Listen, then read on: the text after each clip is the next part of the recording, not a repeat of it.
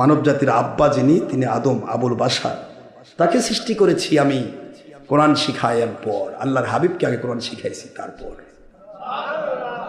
আমার নবীর অস্তিত্ব কোথায় দেখছেন?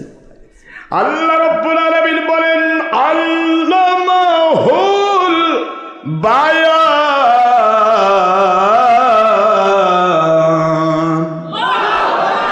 দেখেন বয়ান শব্দের অর্থটা কি?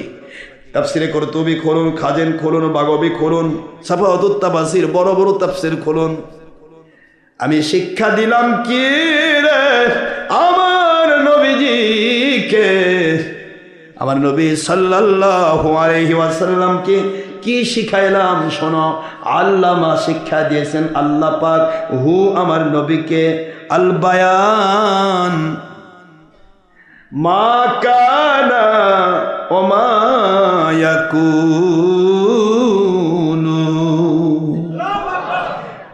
পৃথিবীর সৃষ্টির পূর্বে যা হয়েছে, সৃষ্টির পরে জান্নাত পর্যন্ত যা ঘটবে, সব আমার নবীকে আমি আল্লাহ কোরআনের মধ্য দিয়ে শিখাইলাম।